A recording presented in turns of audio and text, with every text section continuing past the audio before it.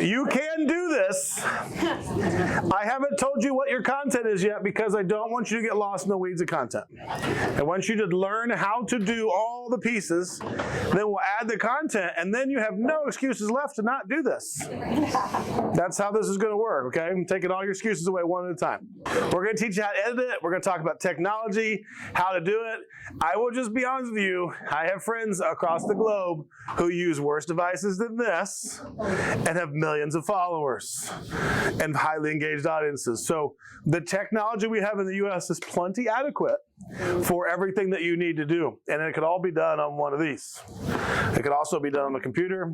I did have people ask me at lunch, what if I just want to pay people to do this for me? So the answer is this. Every time an author has paid any company to do marketing, to sell books, they have all failed miserably and cost the author thousands of dollars. The most expensive one was $6,000 for 3 months. They got zero sale. I always tell my authors, do not pay someone to do marketing because they don't care about your book. They care about doing the minimum they signed on for the contract, and they don't ever guarantee any results. The moment they can't guarantee results, you should hear they're not going to sell your books for you. If they can guarantee 1,000 sales, then great, do it. But no one will do that because they can't guarantee the result. There are ways to pay people to do this for you. I will tell you how. But I can't guarantee their results, and I'm not encouraging you necessarily to do it, but I'll answer the question for you. So there are ways to do it. The key is the person has to actually care about your content and your book and its selling. And if they don't, they're probably not going to put the effort in that you would do it yourself. And you can do this yourself. So much so that I just got an email fully in Spanish. I had to translate it because I didn't know a lot of the words. It's Alex Pons, the director of Foesco, asking me in Spanish if I would like to apply for a training credit for Spanish-speaking companies in 2022. Because I have a Spanish channel, they obviously found me.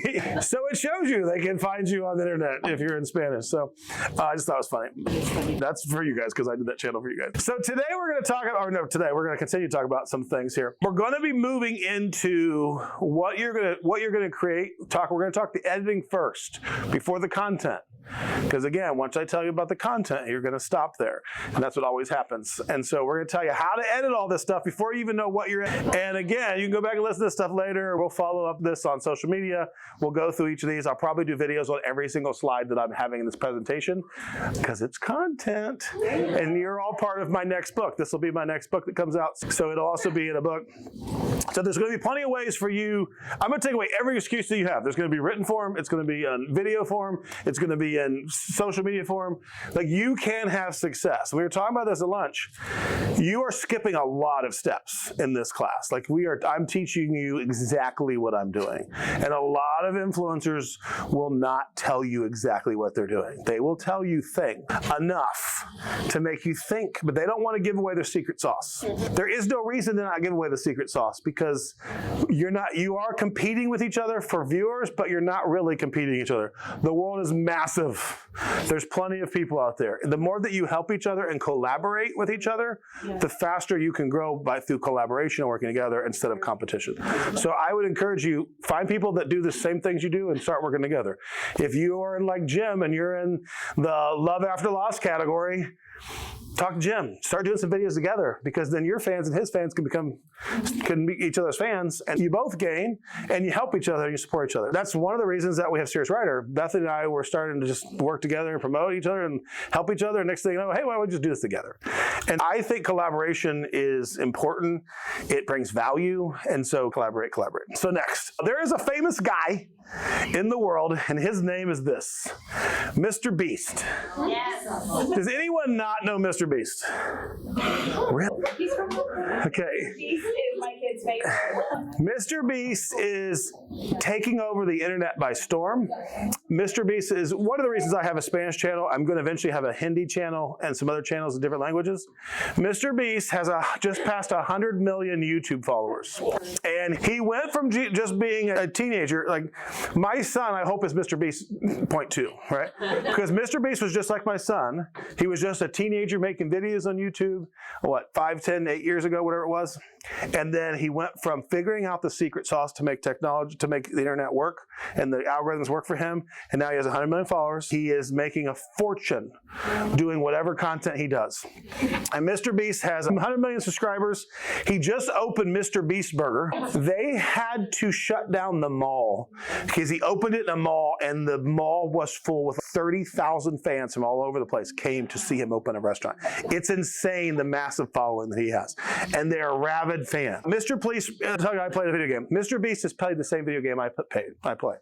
They paid him well over $100,000 to play it one time. One time. Now there's the money. Yeah. I don't know how much they paid him, but they paid him a lot of money. And because that's just, when Mr. Beast does something, his rabid fans, they do it too. And so he does everything from video games to technology to you name it. He can, if you put Mr. Beast on anything, he has a chocolate brand. He sells chocolate. His Mr. Beast, my kids went to a candy store, massive candy store, Rocket Fizz. Anybody ever been to Rocket Fizz before? Candy from all over the place, all over the world.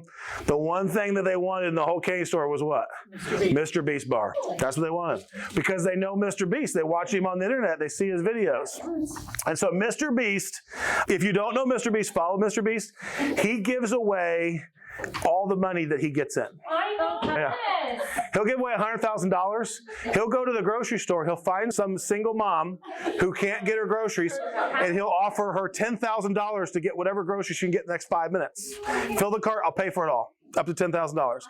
That stuff goes viral because it's value. And so he has figured out how to get people to hit that subscribe button because he's giving. And we want to talk about value and serving your people over selling. Mr. Beast doesn't have to sell anything. He doesn't sell his candy bars. I have never seen a video where he sold a candy bar. He just talks about his candy bars. And you want a Mr. Beast bar because it's Mr. Beast. I want to go to Mr. Beast Burger. He originally started Mr. Beast Burger as a pop-up burger. And so what he did is he would find local mom and pop burger places. He would turn them into Mr. Beast Burger for a short temporary period of time, create an ordering system that you could order from him, and it would boost their business during COVID. It's genius. So now you're saving these local businesses by going and buying Mr. Beast Burgers. So he just opened his Mr. Beast Burger and people went absolutely bonkers to go to his Mr. Beast Burger because he's providing value.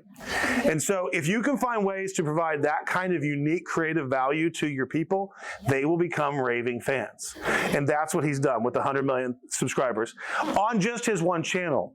He has a gaming channel with tens of millions of followers. He has a Spanish channel. I think he's got 6 different languages, and they just take his content and translate over it. I can tell you how to do that. But Mr. Beast himself, so if you don't know Mr. Beast, that's fine. He will be, in very short amount of time, he will be the biggest YouTuber in the entire world, will be Mr. Beast. PewDiePie is the biggest, and Mr. Beast will be taking that over soon. And he's from North Carolina. Yeah, so he's from here. What did he start with? Gaming? He started just making silly videos. Challenge videos is what he started with. Gaming was number 1, and then challenge videos, and then reaction videos. But yeah, he still does all 3.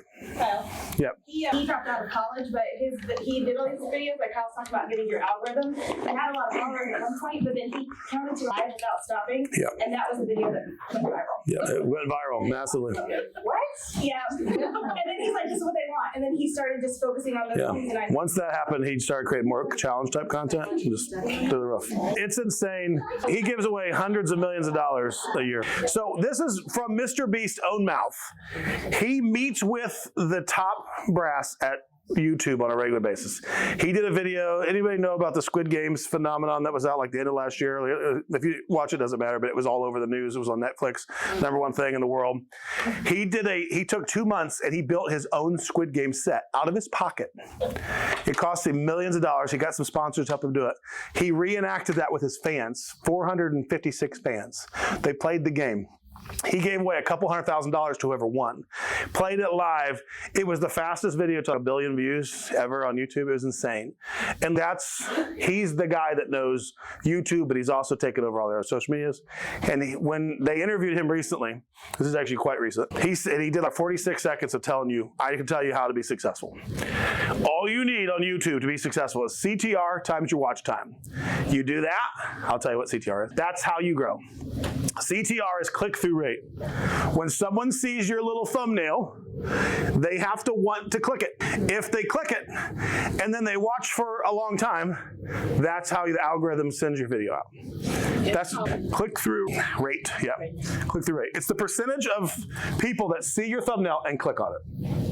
Because what YouTube will do is the moment you upload something, it will go into the algorithm. It will get shown to people in search results. They will show your video. That's what you think. You asked me how does it get discovered? The moment you post something, it will get eventually put in front of people's eyes. That's how YouTube does it. And every video gets shown. It'll show the thumbnail and your little caption, your title.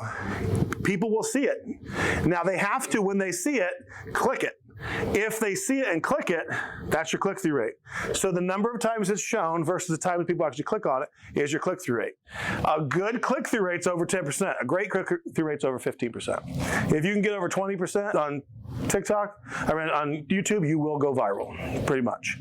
And then you have to times that with watch time. Everything on all these platforms is about watch time. The amount of time that someone watches the video, the reel, whatever you create, the short, the story, whatever you create, it's all about watch time. It's also the same with photos, because there are metrics. They watch your eyeballs. There's actually there's a thumb stop rate. Has anyone ever heard of this? There's a thumb stop rate. Do you know what a thumb stop rate is?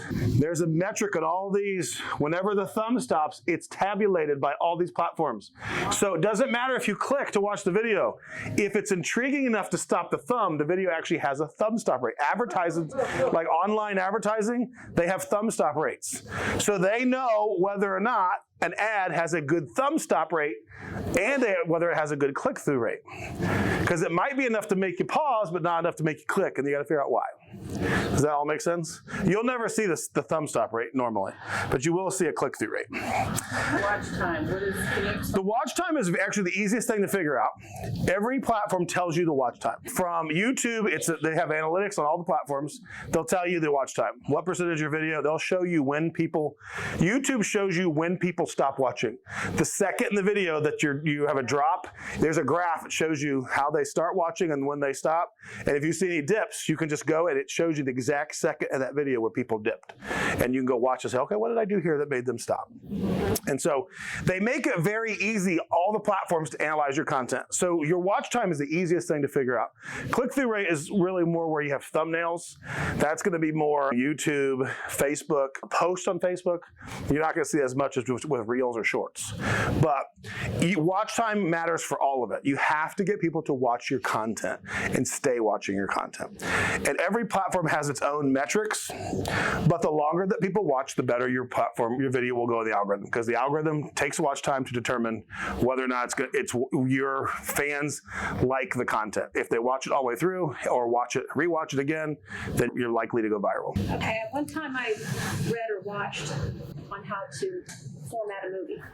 And every 10 minutes, you have to have a crisis, and then a resolution to that crisis as you go through that.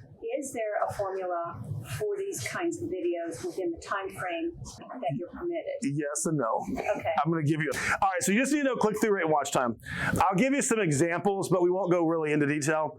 On TikTok, if you have a 7-second video, you don't have to write this down. I'm just telling you. You have to watch the 7-second video. That video needs like 150% watch time.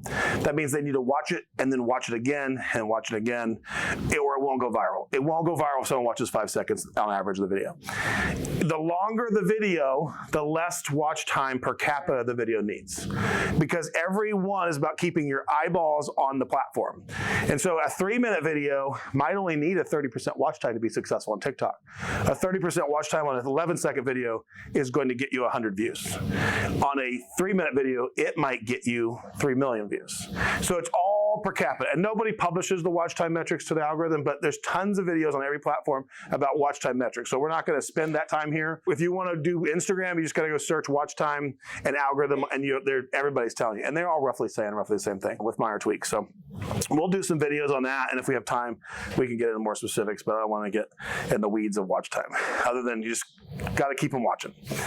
What Mr. Beast does is in his videos, he cuts the clip every 2 to 3 seconds. There's a cut. Boom. Sometimes more. And it's a lot. I wish I had to do it. It's actually not hard. And there's a break in the video. There's a break. They cut it, they splice it, they move it in. And cuts means they might be a picture of him talking, and the next one might zoom in and then zoom out and zoom in and zoom out. It just always is moving. One of his recent videos he did with Gordon Ramsay went viral on TikTok. And somebody, it was it was less than 60 seconds. He had 426 cuts or moving pieces in a video. It sounds a lot, but it's not that bad. I'll show you. But it's him talking about Gordon Ramsay. Gordon Ramsay's trying his chocolate. Guess what he didn't do in the whole video? Sell his. Gordon Ramsay, it was a comparison between his chocolate and $1,000 chocolate bar. And his $1.60 chocolate bar. Gordon Ramsay picked this $1,000 chocolate bar, but it didn't matter. Do you know how much chocolate he probably sold after that? Millions and millions of views. He probably sold a ton of chocolate because Gordon Ramsay said, "I picked the other one, but yours is really good." That's all that mattered for the audience. He never had to sell the chocolate bar. He didn't say go. I don't think he said go to your nearest grocery store, pick up it's just that's just what it is. And so it's the genius of giving value over trying to sell. And cut a clip every 2 to 3 seconds. Things have to be moving. This is one of the biggest things that kill authors' videos is they're just talking heads with nothing moving, and that's not interesting. The next thing that Mr. Beast does is he is a trend jacker. He does trend jacking. Anybody know what trend jacking is? Doing what's going on. You do the trends the trends in society, not just the trends on the platform, the trends in society. Squid Game was all over the world, all over the news. It was a Korean show that took the world by storm. So because it was all over the news, he trend jacked it, did something Squid Games. He's done it every time there's been a big trend globally. Mr. Beast will create a huge video series off of it and mesmerize his audience and give away $100,000, $500,000, whatever he gives away. I think he gave actually $456,000 away on the Squid Games final. That's what it was. It was a massive amount of money. And he trend jacks. So you can too. What's out right now in the world that's trends? Should affect Britt significantly. That would have been a month ago. Britt's a fantasy writer. What's the ring? Rings of Power. Yeah. Britt should be trend jacking. He actually has because he's been doing reviews on it and stuff. But you should trend jack, especially if it fits your thing. If you're a fantasy writer and Lord of the Rings brings out a new show, it's going to be talked about. It's been talked about for months. You should be hitting that content. If you are, there's some news in the world right now. I guess it's public news because it's public news. But Eva was telling me they just called in the whole royal family into the UK and they blacked out all the media.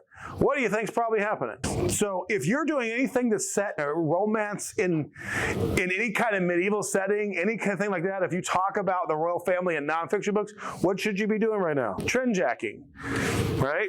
Yeah, it's hard because this is a little morbid because the queen's dying and people love the queen, but it's in society right now. So you have to think about whatever's happening globally that affects your audience for your book and your niche, you discuss it. Now, I don't write about anything monarchy related, so that wouldn't make sense. That would be me that's not going to provide value to my audience. They're not going to be like, oh wow, they're going to probably see that as pandering, and that's probably not healthy. So it has to be, you can't be disingenuous. You still have to fit the value for your audience. So if that's making sense. So Mr. Beast trend jacks, it brings him hundreds and hundreds of millions of views, billions of views. And then what he does, captions. 1 to 2 words per line. This is how he gets all the moving parts. Anyone ever seen a video with captions? Nobody? TikTok, Facebook, Instagram, they all have captions programs. TikTok does these little ugly captions at the bottom. They're very hard to read and they're terrible. You can also download captions apps, which we'll send you information on one that I recommend. And you can download them, you can put captions on. What Mr. Beast does, he does custom captions. He only has 1 or 2 words a line, which means while you're watching the video, it'll say, if he says you are going, it's you are going. The words just keep appearing and disappearing. What's it doing? Keeping your eyeballs seeing constant movement. That's the genius of what he does. He keeps your eyeballs looking at new things, and the longer you're looking at new things, he's actually tricking your brain. It's a marketing skill set. So the more moving pieces that you have, if you've ever seen videos where people have memes jump up or sounds going off, I saw one last night. It was on Book Talk. They had captions, but every caption had a different sound associated with a whoosh or a ding or a bell, every one. But they were subtle, but you could hear it if you're paying attention. And I was watching it and I'm like, oh, wow. But now I'm thinking about what are these neat sounds that are coming up next as they're tweaking them all in based on the animation. but it kept me watching video. I don't even know what the video was about. So something books, but they kept me watching. So a lot of these little tricks, they're actually really easy to do. You just have to learn the method to do it, and it doesn't actually take that much time. I do not spend a lot of time doing social media. I don't. I have lots of jobs. It looks like I do because I have a lot of content come out, but I know how to do it very quickly, and we're going to help you guys learn that. Yeah. Is there a study that relates these techniques to the hyperactivity world and the number of people who are hyperactive in their life? I'm sure there is. But is this I've seen lots of studies that show that the more moving pieces, it does affect the modern brain because the media has really changed the way our brains process. But is art following form, or are we creating form? Probably both. Probably both. Yeah. I would guess there's a little bit of both. So how do you do all this? All right, here we go. Tools. Get ready. It is a little disturbing, but are we creating the monster that we're trying to? Yeah. So J-cut. A J is when in a video, like I just paused, okay? When I said in a video and then I just paused, that space, you would cut that out for social media. Gone. There would be no space. There would be no breath. There would be no thought. That's called a J-cut. I don't know why it's called J-cut. It is called. That's what it's called. You don't have any pauses, any spaces. The moment you pause, you just lost a viewer. The longer the pause, the more viewers you just lost. So when I am really pushing to grow, I J-cut everything. We have a program that does that for you. So don't freak out about how much work that is. You can actually have it done for you in the video. But you want to J-cut. You want to take out all the spaces. Unless you're pausing for dramatic effect. Exactly. But if you watch social media, most people aren't doing that because it loses viewers. It's boom. I'm actually, one of the reasons I know I grow on social media is because I talk really fast. I don't have a lot of pauses. And even when I have a pause, I fill it with something. So I know that whether it's making the monsters, it's what the audience loves, constant content. So no pauses, no delay. And so J-cuts. This is what movies do. Movies, you don't ever see someone stuttering and stammering in a movie unless it's very intentional. But we stutter and stammer a lot more in regular conversation than they ever do in movies because they intentionally don't do that because it creates a dull moment. Also, testing new CTAs. I don't have CTAs in there, do I? Nope. So I'll tell you what a CTA is. Oh, wait, here. Must have a CTA. I have them out of order. Must have a CTA. A CTA is a call to action. Every video, every piece of content, everything you do must have a call to action, or you really shouldn't necessarily create it. Because a call to action is what do they do with this piece of value that you're giving them. If your solely job is to entertain them, the call to action is, hey, follow me if you'd like more of this funny content. That's lame to say it that way, but there's a more creative way to say it. So I'll put that a lot in mind. Follow me, hit the plus if you want more funny humor or whatever. What was the CTA of the candy bar? What was the candy bar one? Theirs is always like and subscribe. They always end the video with a split-second like and subscribe. Mr. Beast gets away with that. Mr. Beast gets away with a lot of things because he's so famous. Mr. Beast, his YouTube banner literally says subscribe for a cookie and points at the subscribe button. I copied it, and it does work. So you're not actually getting a cookie. It just works. If people just, Pavlov's dogs over here, we'll just click it. It works. It's amazing, but it works. But you want to have a call to action. A call to action it can be like and subscribe. It could be follow me. It could be go to the link in my bio, go to this website. It could be, there's lots of ways. The call to action is what do you want them to do at the end of the video. Even with the blog post, like posting a blog post and not telling people what to do next, there's no call to action. You're just putting content out that it's a dead end street. Who likes to go down a dead end street when you're trying to get somewhere? Nobody. So the call to action is taking them somewhere else. Let's use Avery's got a bunch of amazing fiction books.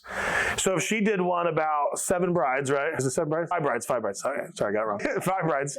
That's right. I knew there was brides in a number, right? Yeah. So if she did one about 5 brides and she wrote a blog post about it, the call to, probably normally that would be the end of it. But the call to action at the end of that would be to move them, if they love this, why don't you check out this content? One of my other books, which is similar to the story that you loved in this, or one of her friends' books who she wants to collaborate with because maybe her connection for her other books is weak. but maybe it's her connection to a friend's book is strong. And then what the person says is, that goes and reads that book is, wow, that was really great advice from Eva. Why don't I go back to her blog post and see if any of those other books that I love from her, there's any other books that she knows that are like it. What it does is makes you an expert, and that's value. You're not telling them about your book. You're just saying, hey, this is a great book. You should go check it out. I know Eva's got other great writer friends. She can, and if they do the same thing and you collaborate, you're intentionally helping each other grow. And it's just a call to action. It doesn't have to be an action that's self-serving. It can just be an action that serves and gives value to your audience. For me, like Lord of the Rings is out. If Brett used the Lord of the Rings as a hook right now to bring people in, and he does a Lord of the Rings movie review, and then he could call to action the book. I could say call to action. You know, my favorite story from the Silmarillion is this. If you love this character in this first episode of the Lord of the Rings show, check out this and let me know what you think. Do you see the connection? Now they're going to come back and tell him in his comments, oh, I love the connection. Now they just create a fan. And it is that simple. So have to have a call to action. And you always need to test new call to actions. Don't just do the same one all the time. Try new ones. You're trying to move them to somewhere, to another video. This is big on YouTube. This is big on every platform. It's big on blog posts. You always need to ask yourself, what's the call to action for my reader, my viewer in this? If you don't have one, make it. The problem is I am notorious for I'm going to put the call to action and I'm busy, so I post the video and you don't get to edit the reels. Like you can't edit short videos after they're up. And I always forget the call to action at the very end. I'm meaning to do it, I'm ready to do it, I'm going back to video, and then something happens and I'm like, oh, I just hit send because I gotta go, and I'm like, I forgot the call to action again. I do see a noticeable difference when I don't put a call to action in it. Like significant difference. If I tell people to follow for more, if I tell people to like it for more, they will. And it might be 10%, 20%, but it is noticeable over a large amount of views. So it's important to try to make sure you do that. But again, don't be disingenuous. All right, is that making sense? All right, you also give them One Direction. Not the band, but I was going to think of a One Direction joke. I don't have any. On YouTube, the default on YouTube is anybody ever seen a YouTube video? Anybody not seen a YouTube video? There's always at the end of a YouTube video, there's two options, usually a subscribe button and another video. Those are default end cards. The problem is, which one do you click? You can't click both. The new thing is pick one. Either have them subscribe and tell them to, or have them go to a video and tell them to go to the video, but don't ask them to subscribe. If they watch your video and they like the next video, guess what? They're going to click subscribe without you telling them to, because they know how YouTube works. And they're going to want to come back for your content. What you do is, if you're doing a call to action at the end of YouTube, which you should, because there's always an end card, and that's your one time from other videos, you want to leave the content unfinished. And you say that, hey, I hope this was great information for you. If you want to really apply this in your writing, you're only one step away, and that step is in this next video. Go ahead and click this link and watch that video, and I hope it helps you with what you're doing. Now you just got them to click the video. The best YouTubers do that, and they do it very successfully, and they're very creative, and it seems natural, and the audience will click over and watch the video. I had a guy that teaches this. I was looking at his videos the other day, and I was reading his comments because I want to see, what do people think about that? They love it. They eat it up. They're like, oh man, I came over this video from the other videos. It was so good. This is perfect. People don't care. They're so used to that's the way it works now with video. It's just they turn it off. It's like the word said in a novel. Like you just don't notice it. It's the same way in videos. So you want to have a call to action, but just give them one thing to do. Don't confuse them. All right, now we're getting more into what you do. All right. Every video needs to have a call to action, and every video needs a hook. If you don't have a hook, you really have to think twice about whether you should make the video. So let me ask you this. If you don't have a hook in your book, should you be writing it? Gotta have a hook. You gotta have a hook, right? It's the same in video. A lot of times people just grab the phone and start talking, and they don't know why they're talking. That is just like writing a book where you sit down and start writing and you have no idea what you're doing. You just, this is writing. And so you have to have a hook. So I'm gonna give you, there are so many good hooks, there's hundreds. I'm gonna give you some really popular ones. And if you want more hook, we'll develop some for you and send more of them out on social media. But also, you just go to whatever platform you want to be on and just search top hooks on Instagram, top hooks. You'll find some. And you just make them work for you. Here's some. Here's a hook. This is why. First, start the video. This is why, right out of the gate. Don't say, hey, good morning today. How are you? This is why. You just lost people. Andy and I were talking about his videos the other day, and he usually starts with, hey, good morning. And I'm like, you're losing people at hey, good morning. So he's going to try to do those videos and take hey, good morning, and just go right into the content. And I guarantee he's going to see more views. So this is why I have something to confess. Right? If I said that to you, hey guys, after lunch I have something to confess to you. You want to know what I have to confess. This might shock you. 3 big mistakes you're making. It could be 5 big mistakes, 7 big mistakes, 1 big mistake, biggest mistake, whatever you want. Calling all blank, that's your target group. Calling all writers. Calling all romance readers. Calling all historians. You name it. This is how. It's like this is why. If you didn't know, you are doing blank wrong. Right? I didn't have time, but I was going to do one of these and put it on Serious Writer to show you how it would perform better than the others. I know hooks work. Stop doing this. 99% of people, a blank, don't.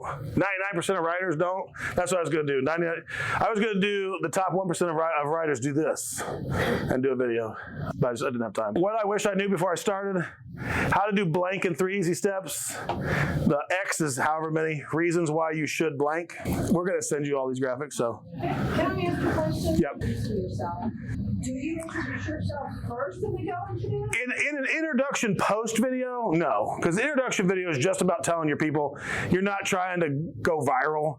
These hooks would be more try to get content that's going to bring in new viewers. Yeah. Introduction post, I might do 3 of these, and then I would just do an introduction post and say it would introduce me. Hey, I'm Kyle. I write fantasy books, and this is a little bit about my book. If you want to check it out, you can let me know. But you would just do those filtered in along the way. I tend to do the introductory stuff after I pick up a large dump of followers. So if I have a video hit and I bring another 1,000 followers in, I try to go back and make sure my face is in the videos and they know who I am. That was the conversation we had last night. This guy has a massive platform, but they don't know him. So at some point, when he's moving to the U.S., I said, at some point you're going to have to turn this following into your fans because they're not your fans right now. They like your content. They don't like you. And so the introductory post goes in the middle of these posts, like when you feel like you have enough new people to reintroduce yourself to. And it's a balance. A lot of times when I do introductory posts, that's where my already loyal fans they'll comment more on those because I'm taking time to just be more conversational. And so I might ask them to say something. Hey, what do you think of my latest videos? Is there anything your favorite? And then they'll comment. And so you just take time to slow down and regroup your audience. But yeah, you can put a hook in an introductory video. That's just a lot to accomplish in a video. I would make these more about trying to just grow the audience. I'm thinking a lot about, do you follow Rock Squad? Okay, they're on YouTube, and I started watching them when they first started, and they just watch videos, and they comment on it. They pause and comment on it. And I've been watching how they're growing like crazy. They are so popular not so long ago. These videos at night, and you can wait a week and go in, and they're like, another $1 million.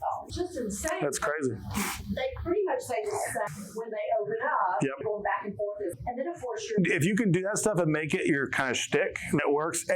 There's so many ways. Like one of the strategies, I thought I had the slide, I didn't see it. One of the strategies is no strategies. Just don't have a strategy. You just go, because sometimes you can just go and just things take off and you're like, I don't know what I'm doing, but it's working. It just does, because the algorithm sometimes just grabs stuff and you don't ever know. So Eva, I would say for you, and you guys, this is because I know Eva. If you remember, Eva's the first person who taught me really how to use the M-dash in writing, because I took one of her intensives. That's why we invited Eva, because I did the fiction intensive last year. And I told the class last year, if there was anybody else I trusted to do this besides me, it'd be Eva. Oscar would come next year. So that's why we asked Eva to come, because it was such a transformational thing for me, and my writing journey was going to Eva's intensive years ago. But that's where I learned what an M-dash was. So what Eva could do is the top 1% of writers, or 99% of writers don't know how to use an M-dash. That's the video. Now, if you're a writer and you're like, well, do I know how to use an M-dash? What is an M-dash? Now she's just got their question. They're going to watch the whole video, and what she needs to do is keep the ultimate payoff at the end. Stick around for the rest of the video, and I'll tell you, at the end of the video, I'll tell you the one key tip that I use with all M-dashes. And then she talks about M-dashes at the end. By the way, I told you I'd tell you that one key tip. Here it is. And now she's got them for the whole video, and that thing will go. And it's just for that. That's just how it works. Those are the tips and the tricks that you need to know. Eva could do it easy. Eva has she gave us like a page of all kinds of them back in the day. Like we had to sit and write for an hour and a half. But I learned a lot. I was like, oh, I didn't know how to use quotes that way. Yeah, I remember it. So. About halfway through, she leaned in and she goes, okay, I really shouldn't tell you this. And the whole time, yeah, that's and it was like, I filed it away in my So that word in a video, I shouldn't tell you. Oh yeah. Especially if you lean in the video, yeah. So that I get, I shouldn't tell you this, but the whole wait to the end or go to the next video to get, that doesn't work for me at all. I'm like, really? Next one. I mean, just stop. It depends on how badly you want the information. That's true. It depends on who's saying it. If it's an authority in the area that you want, you will wait till the end. There are times I do that where I'm on YouTube and somebody will say that, I'm like, I don't really care. I can get this information elsewhere. But then as a person knows what they're talking about, you're like, I gotta wait around. On YouTube, you can just scrub through to the end and look for it. Or they got the chapter marks, you can skip to the chapter marks. On the social media, you really can't do that. So you just gotta watch it through. And so you just gotta play around with it. You try it. I would say when you get all these hooks, try them all. You should do a video or 3 or 10 with each hook. Put them and try them and see what happens. You may find out, nah, my people don't care. On Almost an Author, which is the company that I had before Bethany, we merged. We have thousands of blog posts. Does anyone know what the titles look like on the top performing blog posts besides Bethany? I do. I'm the editor. Yeah, okay. They're very similar, right? 5 reasons why, 101 children's literature thing, 5 tips for like it's all numbers and lists of things, because what people do, they want to scan through the post and get the information as fast as possible. So you do the same thing on, if you're on TikTok or Instagram Reels or Facebook Reels, you'll see people do videos where it's like sound, and it'll be, I was watching them last night. It's the top 3. After I was talking to Britt, I went upstairs and I watched Book Talk for like way too long. And it's like my top 3, I think it was fantasy books, because we were talking about fantasy. And it was a guy, and it had the title, he's just boom, it's the beats of music, boom, boom. Every time he did this, I don't care about talking. That was the video, it's like 7 seconds. So is there, and it had 1.2 million views. is there an app, because I see that even on Instagram where people say something and they point or whatever and that the words come out. Is there a... It's a thing they put on their finger. No. Like the old bang? Yes, there are apps. Remind me, and I'll answer that here in a second, because we're going to get apps. Everything that I'm telling you, there are apps created to make it faster, because people like you have sat around and said, I would do that if there was an app for it. So someone created an app for it because they can make money. The last 2 things I had to unlearn in order to blank, and I would do blank if I started all over. That's a big one, especially if you're a published author already, or if you're a mid-list author and you're like, hey, my career's not where I want to be, and if I would have had to start over right now, this is what I would do different. And then you're going to lean in because that person's got books published. Well, what would they do different? And now they've got you. I just want to throw this out. Well, that is a sad thing.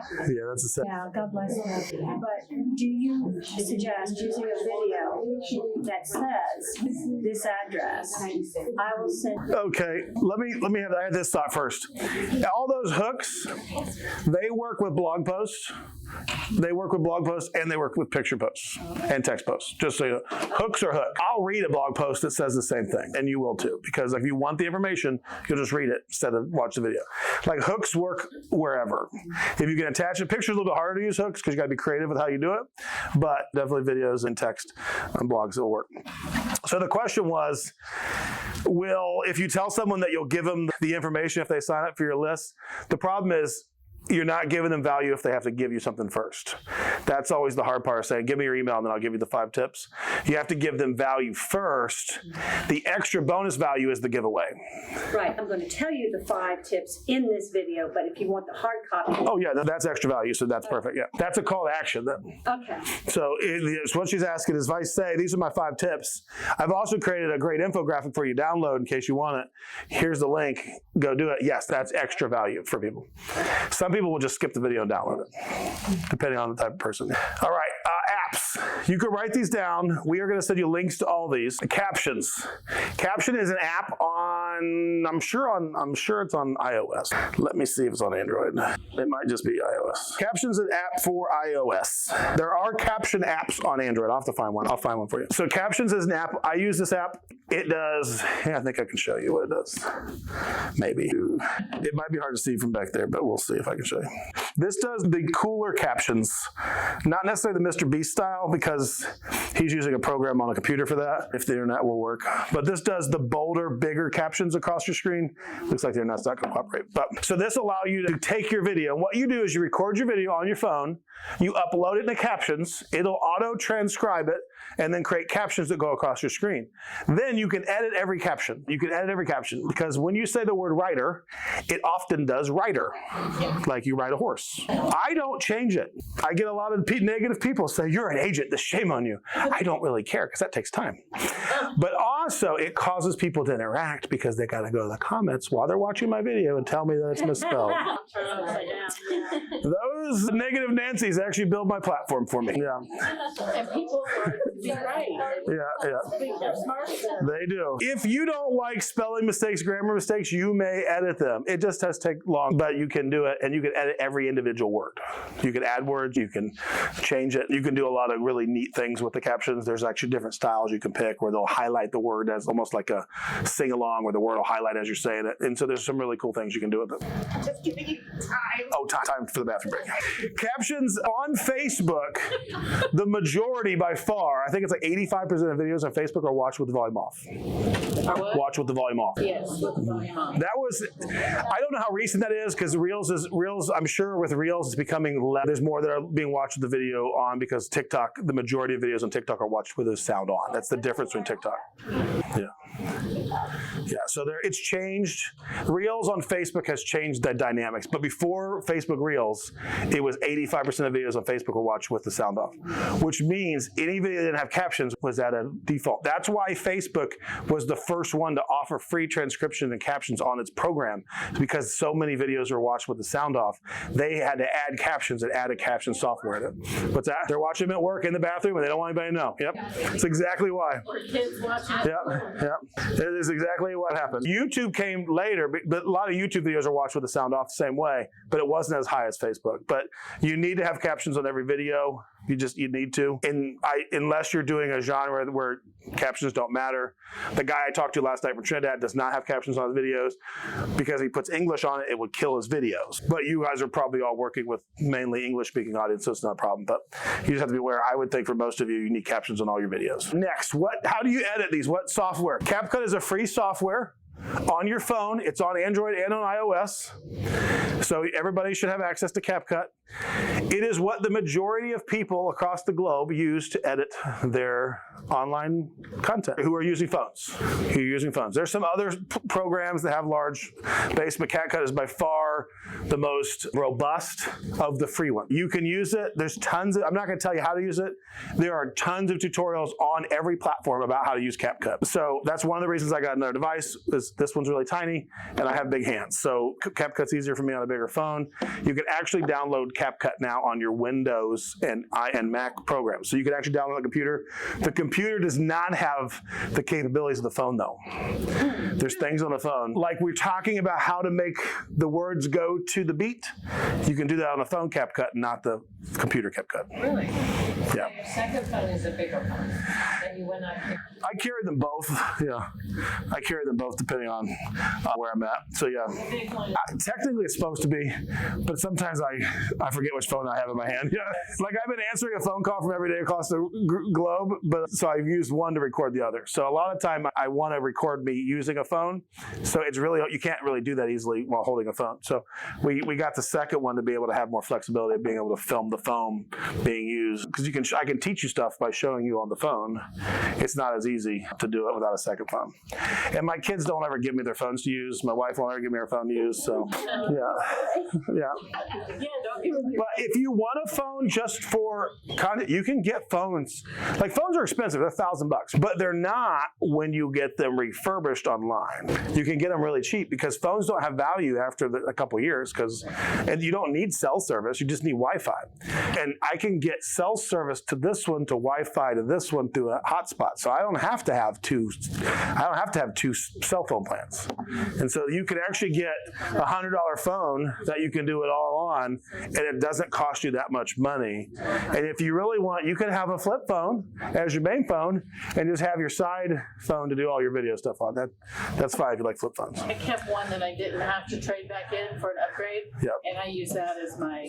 That's perfect. So CapCut, some of the highlights of CapCut, you can remove, there's a lot of programs online to remove background from your photo. There's not a lot to do video, but you can for free on CapCut.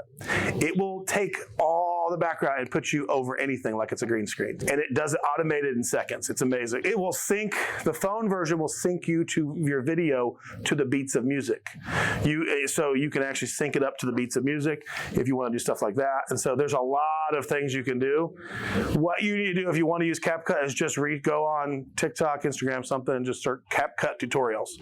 Find the stuff you think would fit your audience. There's so much you could do that would never work for me. So I don't do it. Like, I don't change my filters and make me look like I'm like a poster, a dancing like Picasso painting. Like, that just doesn't work for me. That's not my thing. But it may work for you. It worked. Was it my daughter did it the other day? My son? My son did it the other day. His audience loved it. I think my audience would think it's very cool. So you can find CapCut. Next, for CapCut's more video, Canva's photo. Canva. Anybody not have Canva? We'll have Matthew send you a link. Anything on Canva that's free, you can reuse for whatever you want. The rights for free stuff are Creative Commons rights. If it's pro, though, you can't resell or do anything with it. So Canva is a great photo editing app, but Canva also has a very robust video editing service, and they have everything you need for videos to create those 7-second posts where you have a cool moving background and you put words over it. You can get it. You can create all those videos in Canva very easily and upload them right from Canva. So you need Canva, especially in the writing world. I think you got to have Canva to market in the writing world these days. And it's free, so it's awesome. Next one. We'll send you a link to this one, repurpose.io. I'm not going to go into a lot of detail. I will do follow-up. You don't need to do anything with this yet because you don't have content to repurpose. But we'll do a pretty robust video on this on social media. Probably a whole series on repurpose.io. I'm going to show you how I'm using it, and we'll teach you, and we'll send you a link that you can use to get it. So I wouldn't do anything with it yet. Just wait, because you have to pay for it. Like, you really don't get much from it unless you pay for it. So just wait. I'll show you why it's worth it, and then you'll probably want to get it. But wait until you have content first, because it doesn't help you unless you have content. I think you probably are a month, 2 months, 3 months out before many of you would even probably need it.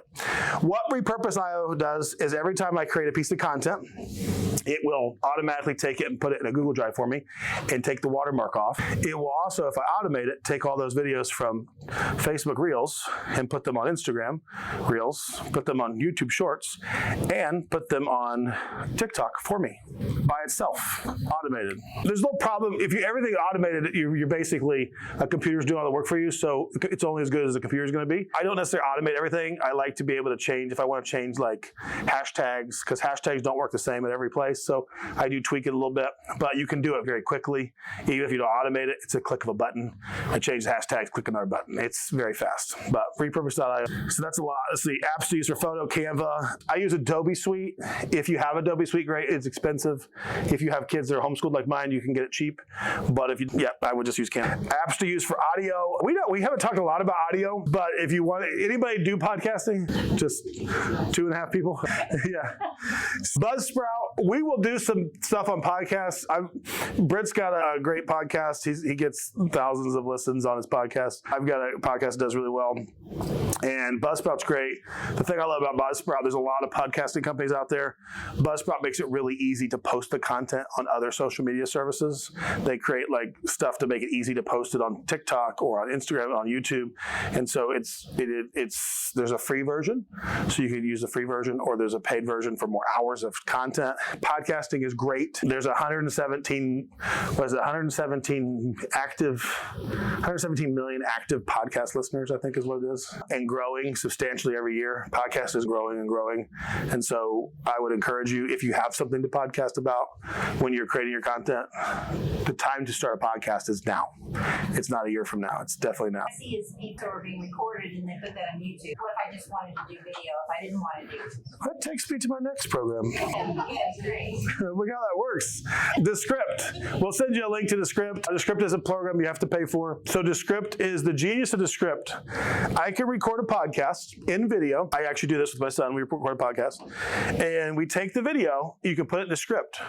Descript will transcribe the video and create a text document, and it will tell me which person's speaking. So it'll say Carver, Cyle, Carver, Kyle. When I edit the text, it edits the video and the audio at the same time. When I edit the video, it edits the audio and the text at the same time. When I edit the audio, it edits the video and the text at the same time. All of it gets edited at one time, and it's great. How would I use that? So I only have to create one piece of content, and then I can cut all that content up and send it out everywhere else. Because I could export directly to WordPress, the text. I could export the podcast audio from that podcast directly to Buzzsprout, and then I could take the video and throw it right on YouTube as the podcast. And I could edit the video segments after I do all that. I can duplicate the file, edit all the little segments I say. If I have, this was 30 seconds was really good. I cut that 30 seconds down. I can highlight the 30 seconds, export that out to YouTube Shorts, cut another 30 seconds, export it out to TikTok. I can do it all from one thing. Now, I usually export it and then upload it and tweak it because I put graphics and text on it and stuff to make it more engaging. But it is as simple as using a program like Descript to do all of it very quickly. And when you start, it doesn't have to be perfect. You just got to get it out. The other thing it does is it'll take out filler words like the ums and ahs for you. So you guys asked me about how I said you could automate taking all that, the pauses out. Two programs do that. Captions takes out any pauses or spaces. If there's a space in the video, it automatically does the J-cut for you because it's reading the audio. And Descript will take out all your ums and ahs. You can actually set the time delay that is the maximum that you allow, and then it cuts everything else. So if you take a pause in a video to think, it'll just cut it. If you want 0.3 seconds, it'll cut it down to 0.3 seconds. So it just makes the J-cuts for you. So I did it recently on a podcast, and I think the podcast maybe 45 minutes, and after we did that, it was down to 38 minutes. Yeah, it takes a lot out. It takes a lot out. Because you're not trying to do a podcast to speak really fast and cut all. You're just having normal conversations. So it cuts out all that space, tightens it all up, and makes it much more listenable. So Descript. So it's an app that you have to download and then you can use it on your phone and your computer, or just on your... You can use it on the web. Descript is on the web, and you can download it on the computer. I don't think there's a Descript app for phone. No. Captions is on the phone. Yeah. This is the first time I've ever taught anybody about Descript. I've kept that as a closely guarded secret for a long time. So I'll be honest with you. If you want me to tell you something, it's a secret. Bethany will tell you, I was like, I'm not going to teach Descript until I feel like teaching it. So it's been a closely guarded secret because I love it. If you were here last year, he almost said it from the stage. This is weird. He's about to say what I think he's. That's so very wondering. Yeah, see? Made you wait a year for it. Yeah, it's like to get you with the hook. So I did get a few people that asked me later about it. I did tell them, but yeah. So these things they make the mountain into a molehill, social media wise. Like when you start using, you're not going to use all of these. You're going to find what works for you. Like Renee's daughter's trying to get her on TikTok. It may not happen, the TikTok. It's going to happen. So she might find out that Captions is a great program for her because it's very simple to use. She might say, I actually get Captions. And then that will be her thing, which is fine. That'll become her unique identity and brand online. She doesn't need Captions and CapCut and Canva and all this stuff. You'll figure out what works for you and how you are engineered and wired up, and you'll just figure out. Descript is not easy to use. It's laborious. Like you have to learn it first. Once you learn it, it's easy. It is not the easiest program of all these. Captions is. CapCut's not the easiest either. There's so many things you can do in CapCut. It's not the easiest. But when you learn, if you follow the tutorials, it's easy to do once you learn it. Canva is very easy. Captions is very easy. Buzzsprout is easy, but you have to be in that realm. So you're going to try something and say, I hate that program. I'm not using it. I don't know why Kyle likes it. That's fine. Because you're going to find programs that you like. There are hundreds of other programs that are similar because everybody tries to compete with these programs. Like one that Bethany has used before is InShot, which is similar to CapCut, but not the same. Not as robust. You might find out you like InShot over CapCut. There's Video Leap. There's all these programs that keep coming up, especially if you're on social media, you'll see them. They're all trying to get a piece of the pie. They all do very similar things. You just find one that works for you and use it. You do not have to use these. We'll send you all the links, and if you like them, great. If not, we might even I might do some videos of just what are the alternatives to CapCut in case you don't like CapCut. We'll see. So good there. Still haven't talked about the content yet. That's next year. There's the hook. You're going to realize later he's been hooking us the whole time. Yeah. So, all right. Now we're getting closer to the content, I promise. What do you do with this? Oh, 10 minutes. How about 5 minutes? Let's do question and answers, and we'll come back. We'll start here. This is good. We'll give you like a few minute break because it's after lunch. Any quick questions before we take a 5 minute break? Is other the name of an app Or is he? That's the other. Yeah, other is the apps. Apps use other. That's the other category. Yeah. You had to make a comment. Because it was photo, audio, video, other. Yeah. Yeah. That's a category. I wasn't thinking it was late when I was putting this together. Yeah. Strategy category, just because we can have 1,800 TikToks. Yeah, so I've changed my flow lately because repurpose only works one way. And so it doesn't work all ways. So repurpose, I do a lot with Facebook. And Facebook, I cannot take the repurposed content and put it on Facebook Reels. I don't know why, because Reels is the newest one to the party. It's not working with loading a reel from repurpose. It will download the Reels from Facebook and then put it on other platforms. So I actually have been starting in the last 2 weeks, I've been creating more content on Facebook, native content, where it's on that platform, and then I'm exporting it from there to TikTok, there to YouTube Shorts, and Repurpose does all that for me. I used to create everything on TikTok, because TikTok is where it happens, everything's fast, and the trends and all that, and then I would just take it from TikTok and put it everywhere else. So I've changed up, I've been focusing a lot more on Facebook and Instagram, and then working my way back. It used to be everything was on TikTok, and then I would just put it everywhere else. And you can do that, but you have to, and I have the programs for you, and it'll be this afternoon, how to get all that stuff off those without the watermark. Because a year ago, you could put everything on Facebook and Instagram with the TikTok watermark, and it didn't matter. Now they all hate each other. So if anything has a watermark, it dies. So every once in a while, one will just somehow get lucky and get through. But the moment the algorithm picks up the watermark, it'll basically shut that video down. So you cannot have watermarks from one program on another platform. So it makes us work harder, because then we have to download them without the watermark and then upload them. And some of the ways to get around that is just record it all here and then upload the base file to everywhere. But then you have to do more editing on each program. So it's just a little bit of work. Since you're the face of social media, is it okay if we take a picture of you? Yeah. Social media? Yeah, it's a few people, yeah. Okay, can I ask you a question about what you were just now saying? I started thinking repurpose. So when I'm going to repurpose an article, I'm going to change the title and change the things for which magazine I'm doing. So what you're saying now is if I film a video on my phone, then I can upload the same video, or is my algorithm going to get killed if I change the titles? Every algorithm is dependent on platform. So if I put a video on Instagram, I can put the same video on TikTok. The algorithms are independent from each other. So it doesn't affect me. Yeah. It used to, though. Didn't they discourage that before, or no? They all discourage it because they want you to keep they want you to stay on their platform. And so they will figure out how to get their algorithms to look at each other. Okay. But to do that is probably massive corporate espionage. So at this point, they can't see all of the videos on each other's platforms. Once they figure out how to break each other's API and do that, then they'll be able to tell if you posted it on other contents. Facebook knows. Facebook, a little shady. A little shady. Facebook's been hitting everybody for unoriginal content because your content's on other platforms. And it's still my content, but it's unoriginal because they want their own original Facebook content. So that's why I've been really focused on Facebook and making my content on their platform, filming it on Facebook's real device. That way I don't have to deal with the drama. All right, we're picking up where we left. Apps to use other. Do we have two people in the bathroom?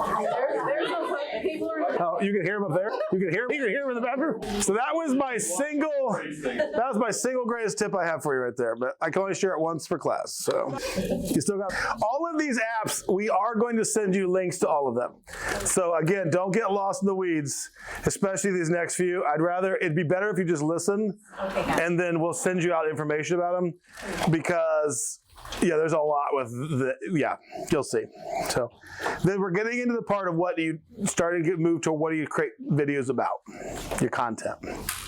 And so this is the part I know you guys want. That's why I did the hook thing at the beginning and told you over and over again with my hook that we weren't going to get to the content at the end, because I know that's what you guys want to know. What content am I going to make? That's the hook, right? So now we're going to get there. Is that everyone? You want to come in? All right. So the first one, these are apps on YouTube. You can get Google Chrome extensions for these. This is vidIQ and its competitor, TubeBuddy. There's some other smaller competitors, but these are the big ones. vidIQ and TubeBuddy. You can just write the names down. You can, like, when we send you the link, whether you like them or not. I currently use vidIQ. I have used TubeBuddy. You do not need both. That's the one note you want to make.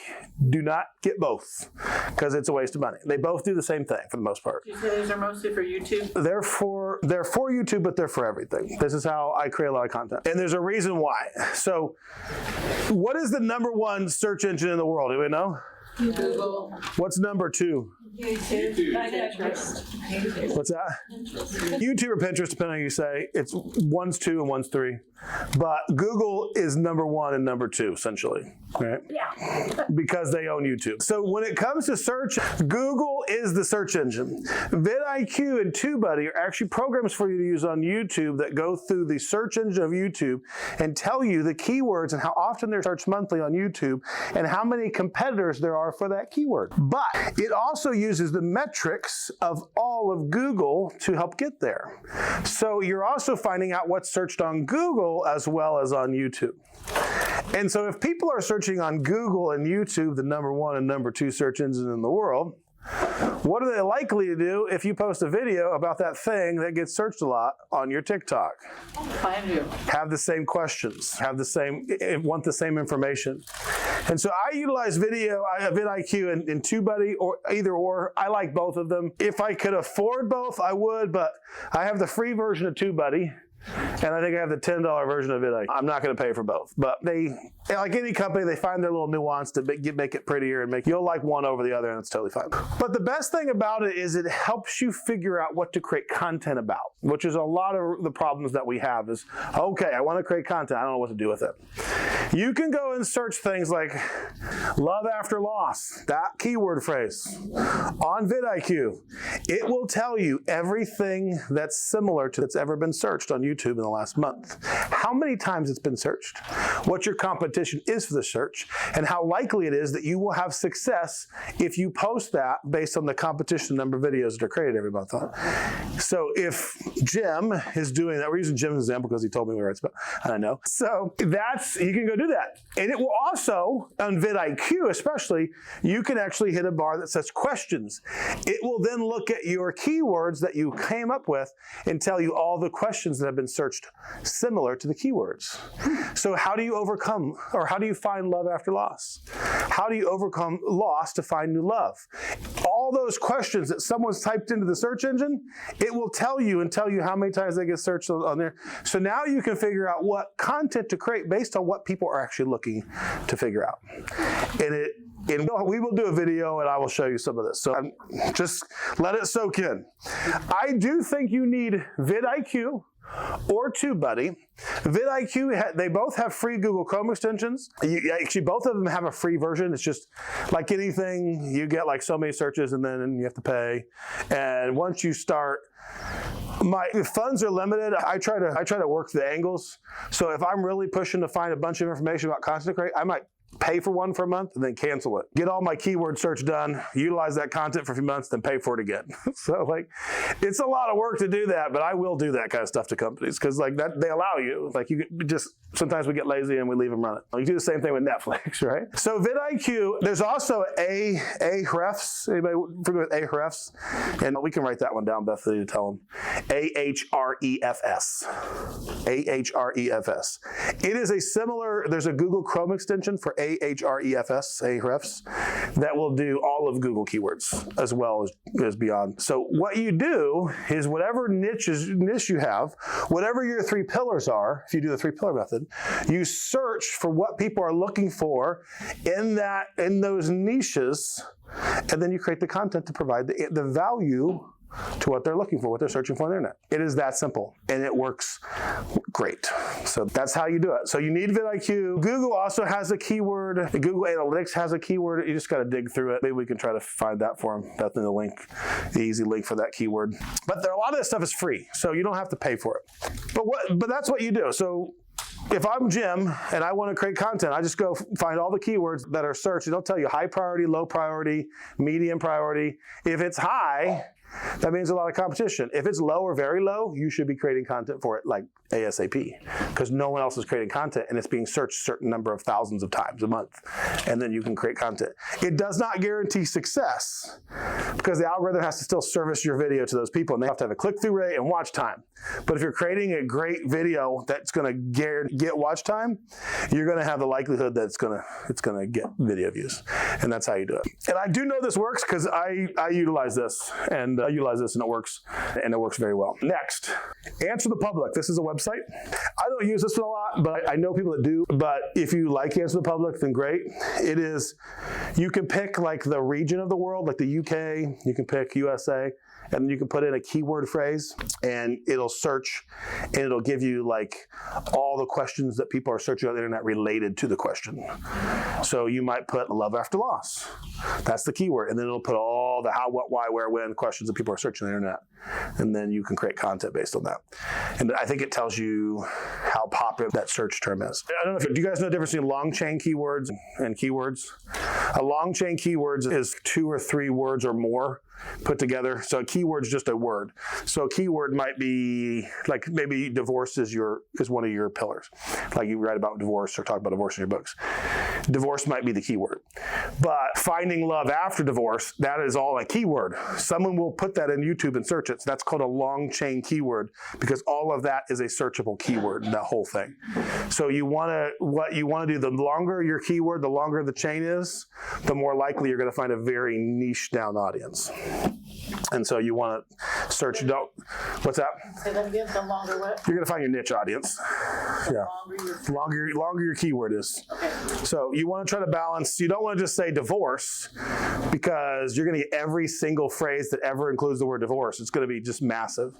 But if you know that your book is finding happiness after divorce, then search finding happiness after divorce because that's a long chain keyword.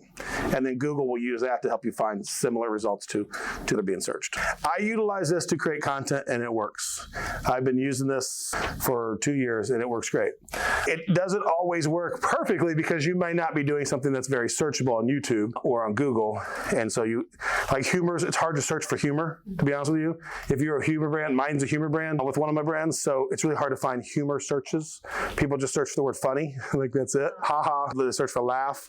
So that's a little bit harder, but when you are writing about something, you're writing about something you know what your theme, your focus is. It's much easier for writers to niche down with keywords and really figure out what their audience is looking for. Another one similar to Answer the Public, but a little bit different, Ask.com. If you've ever used Ask.com, you can put in a question and it'll show you all the links on the internet to that question, the information about it. It helps you kind of figure out what people are searching. You can put in a keyword and it'll take you all the questions.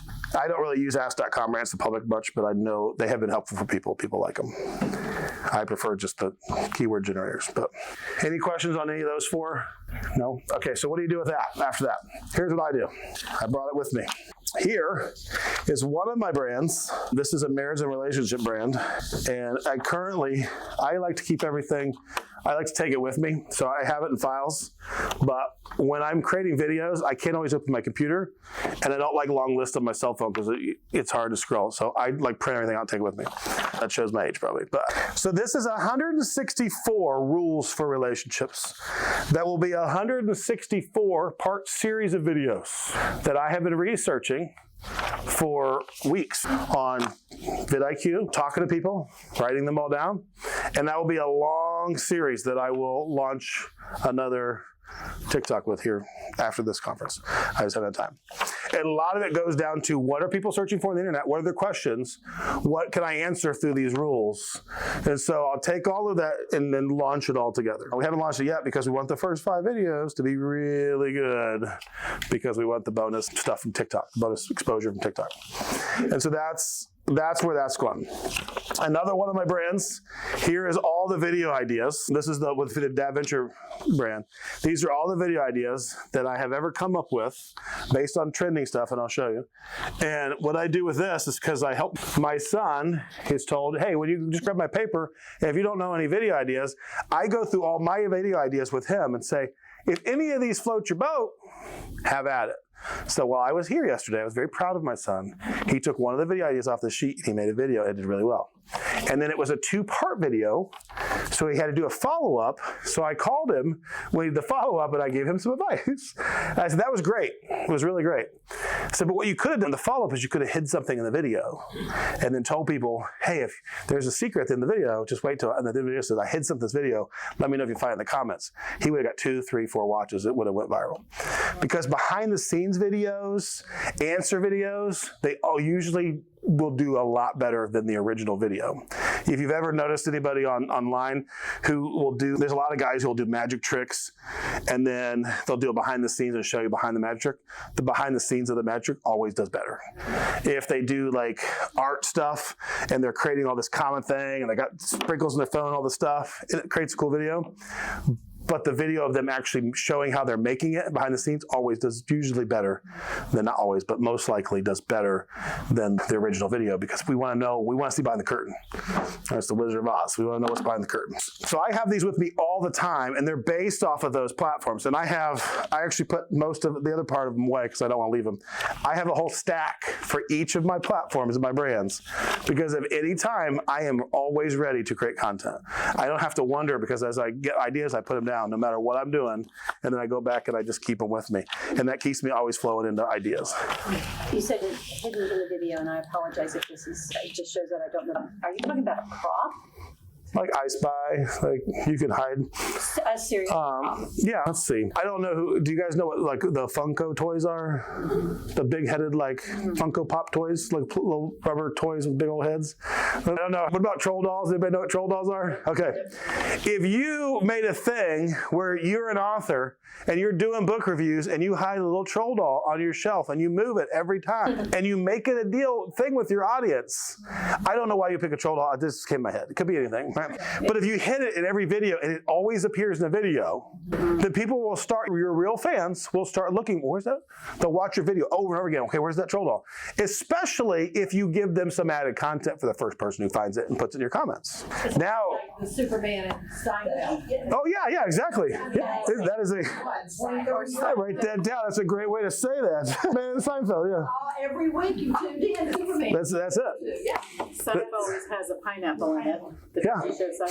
It is the same concept. Now, you want to, like, troll doll wouldn't work for Jim, right? Love After Loss. Well, here's a troll doll, right? But, like, you could find, like, there could be something, or even a Superman. Britt does fantasy. He loves Marvel. He loves all that stuff. So that would work for Britt to have DC character, Marvel character, moving around the shelf. You might have 100,000 views. They're not all going to look for it. But your royal fans are going to start come back and look for it, especially if during those introduction posts, because I always hide in my video this figure. The first person to comment within the first 24 hours, the first comment I see will get this. With Serious Writer, we could do it. We might need to do it.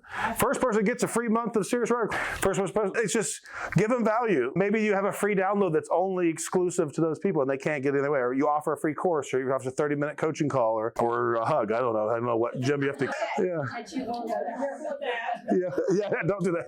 That's a bad idea. Don't do that, Jim. I said take everything with a grain of salt. But even maybe there's some Revolutionary War photography that you've had colorized or something that originally it's only been in black and white, but you had somebody colorize it for you, and now it's in color. And hey, if you would like to see this famous photo that I had colorized, the first person that does this I'll send the colorized photo. Like, you just have to be creative. What would you want to see if, as a fan of whatever?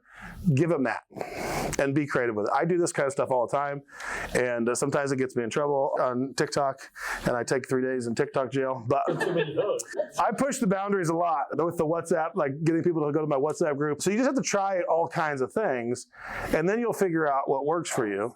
It might be the first person to join your WhatsApp every call gets a free consult call, or like you'll give them a personal call. Think about this for Eva. Eva's got, how many books you published? 40 books? 44 books. She's got a lot of fans. What if every time she does a TikTok video, she'll personally call the first fan to respond to whatever she says in the video, and she'll give them a phone call. Yeah, but you just think about it. What are you willing to invest in people? One of my authors is Caroline George, and Caroline George she's been a social media, I don't know, she's just been a star. She's been going all over the world. I don't know how she goes all over the world, but she does. But she's in Greece, I think, right now. She's been in Hawaii. She's been, you name it, she's been all over the world. I think she was in Bali. I think she was in Turks and Caicos recently. I think she's been a travel influencer's nanny. I think it's how she's doing it. I think we figured out recently. But she's been going all over the world. So I talked to her. She's like, I'm in Greece. You can call me. I know it's 6 hours different. But what she's been doing is building a TikTok following, an Instagram following. And these people are following her journey. She is not always, she talks about the book every once in a while. She's just going around showing videos of her on Mykonos, Greece, and the waves splashing and how beautiful it is. And you're just like, she's having the greatest time ever. It's fun to vicariously live through her experiences. She just had a book signing in Florida. People came from all over the U.S. to come to her book signing at a little tiny shop in Florida. And she's got videos of her greeting her fans and them coming, and they're excited and tears. It's genius. It's genius marketing because she's giving her fans personal connection. And so that's the value that you can give to people. You just have to figure out what works out for you. Now, yeah, there's risk for people flying all over the world. If you're a single girl, yeah, they probably we'll see what her parents think. But yeah, but she's doing a lot of really creative things, and it's working for her. And you don't have to fly all over the world. You don't have to do all that stuff. But just find ways within your world to connect with people. It'll be awesome. But is that all? I hope that makes sense. Okay. So ask.com. Next is ConvertKit. Once you get people, you got to do something with them. We'll send you out a link to ConvertKit. Bethany will do some videos for you. This will not be a Cyle thing. Bethany will do some videos on how to use ConvertKit is a CRM, which Bethany stands for. It's Customer Relationship Management System. Yeah. Which basically is your email newsletter. Your email newsletter. MailChimp, MailerLite, all those are CRMs. There's a lot of free ones out there. If you want a free one, I don't like MailChimp anymore. Go to MailerLite. It's free plan. MailChimp does, yeah. They do too. Oh, they have a free plan? ConvertKit has a free plan, yeah. ConvertKit has a lot of landing forms and stuff. MailChimp was free, and then they started charging their free plans money if you had a certain number of people, and they hit me for $50 on one account and $50 on another account. And the next thing I know, we had a lot of talks about it because they didn't tell you to take their people off. They just decided, like within 60 days, they were charging, and you had to move all of your emails off over 1,000, and I had 13,000 emails. I had 13 free plans. So I had a lot of free plans. So we went to ConvertKit, and ConvertKit's been great. And yeah, if you want to know the ways to get things for free, I'll tell you, but you have to have a lot of email addresses. And remember your logins. So I have a lot of logins, but I don't pay for a lot of stuff. But so ConvertKit, we really like. It's great. It's very robust. There is a learning curve. Bethany can show you that. There's other programs. We're just telling you what we use. It works great. And it's how you manage your emails, because it's one thing to get emails, but you have to be able to actually use them. And you have to have a CRM software, an email management software to send out bulk emails. So it's really hard to do. And if you don't do it right, if you do it through Google, you can get in a lot of trouble, especially with the EU. So you have to have a CRM if you're going to collect emails. We're just saying ConvertKit for that. Next is TikTok Creative Center. I'm just going to tell you about this. You're not going to really remember it and probably not need it for a while, but I'm going to tell you about it. TikTok Creative Center is not on TikTok. It's where you can go to research what creatives are doing on TikTok and having success. The thing I love about it doesn't matter if you're on TikTok or not. I think somebody told me, I think you're not going to TikTok. You don't have to be on TikTok to use the TikTok Creative Center. But the TikTok Creative Center can teach you a lot about marketing and what's working. So how the TikTok Creative Center works, you get an account, it's free, you don't pay for anything. It lets you see and search the ads that businesses are running on the platform in all the fields. There are writing fields, reading fields, all of it. You can go see what companies who are targeting readers are advertising to readers, and you can search how clickable the ad is, the conversion rate of the ad, how many views the ads have. So you can see what marketers, professional companies are doing to target the same audience that you're trying to target and see what kind of ads they're creating. And then you go and create the same style contents for free for your people. And it is not like really complex, big commercial ads. It's the kind of stuff that you and I would create just being turned into marketable content with call to actions. And so TikTok Creative Center, if you really want to hone in on what your target audience wants, you just go and you can search, and there's all kinds of categories. Every industry is marketing on TikTok. So you can go and find it. I was on it last night looking through to see if there was stuff for our audiences collected. There is. And so that's when you're really getting serious about, all right, it's time to make stuff that people are really going to click and watch and respond to. TikTok Creative Center. Also, You have to have a website. If you don't have a website, we use Bluehost. I use Bluehost. I like it. I used GoDaddy in the past. Everyone has its good things. Everyone has its bad things. Bluehost is really affordable, and so I recommend Bluehost. We'll send you a link out. You can get your email through that, and then you can get a website through that. You have to have a place that you live on the internet, and there needs to be a website, even if it's just a one-page website that has your bio, has a way to contact you, and has the information about who you are and what you're writing about. Because when I send a submission in, a publisher's generally going to do two things if they're interested. They're going to go look at social media. A lot of them will go to Instagram first. That's been the last few years. They'll just go to your Instagram, or they'll go to your TikTok, but they will also go check out your website. So you need to, at least for now, have a website. And you can get free websites. I didn't put free ones on here. Wix.com is a free one. One of our guys this year really likes that. You don't have to. Squarespace is another one. You can get them free, but you just need to have a place that you live on the internet. I just wanted to mention that I've been using the Bluehost with one of their free themes at first, and really hard to use. And I ended up, I just have to pay for Divi. It's a theme, and I just wanted to say, Divi's what you want to do. Divi's good. Divi's the best. Divi's good. So Divi's affordable too. So we'll send you a link out to a couple. Mainly just to give you these resources. You do need it. You have to have for now. You still have to have a website that you live on. Even if you don't feel like you have a lot to put on it, just put information about you, put about your family, because this is a networking business. I have had editors tell me that they went and saw someone's website and learned a lot about it, and then talked to me about my author and their story from the website. And so they do read those things, like they do. So I don't know how often, but it's happened enough that I'm telling you that you should have that. I go look at people's websites. If they don't have one, it's usually not a good thing. If they don't have a website, they probably don't have social media. Like, website is usually what you have first. Jasper AI, this is another one of those trade secrets. There is a thing that's happening in the world. AI is taking over. Artificial intelligence. I'm not saying this to sound like the sky is falling, but the sky is falling. AI is taking over. Most of the stuff you're reading on the internet when it comes to articles from news sources and media are all written by computers. It's insane the percentage of stuff written by computers right now. And if you have Jasper AI, it makes total sense. Jasper AI puts out well-written post-content articles, and you can slap on the internet and done.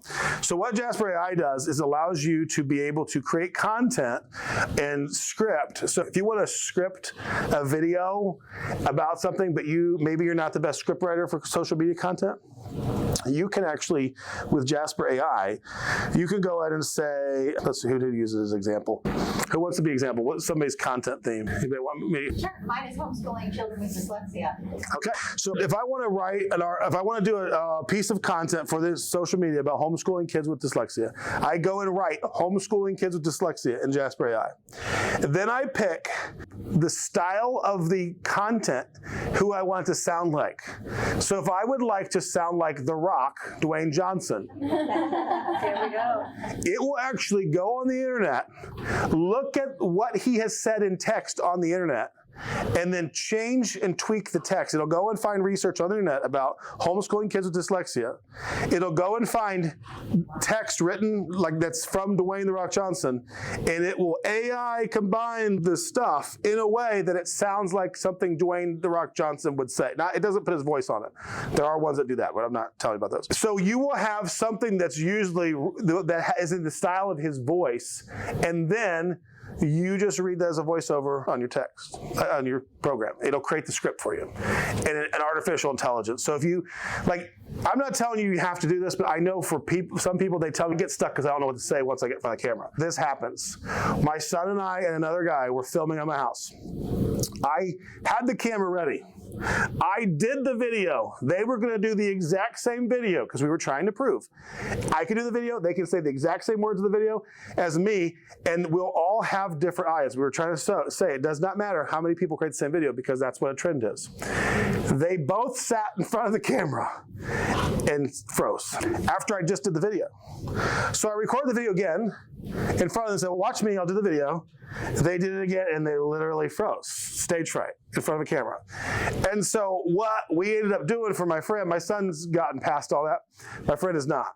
So what he does is he gets scripts from script writing programs. They'll use AI, creates a script, and then he can read the script. Because for whatever reason, he turns the camera on, it is nothing. He can't remember. I can't remember things. So you tell me we're recording. I don't get that because that's not how my mind works, but I know there are people that's how it works. So Jasper AI, and there's some other ones, Data AI, other programs. If you need help getting your scripts written for your video content, there's a way that you can do that, but you have to know what you're going to talk about, and you may not want to be Dwayne "The Rock" Johnson. I just go out there, but I don't necessarily do that, but I know that it helps some people that I know who get stuck to the script writing phase. Any questions on any of those? Okay. Next, we continue. Now, finding trending videos. We're getting really close to that content part, yeah. Oh, man, it's completely brand new. They actually, all these programs also run it through plagiarism checkers, so it's completely unplagiarized content. That's why these companies, your big companies are doing it. Yahoo. You ever read a Yahoo article? You say, that's terribly written. Yeah. That was early AI. Yeah, that was a few years ago. They're getting very good. Very good. Yeah. And I've just seen, in the last week, I saw 3 new AI writing competitors that just hit the market. Yeah. So the one thing about computer programs, though, they're not creative. So writers are creative. The one thing artificial intelligence does not have is creativity. So we are all good. But when it comes to news, politics, I'm sure there's AI programs right now that have been spitting out articles about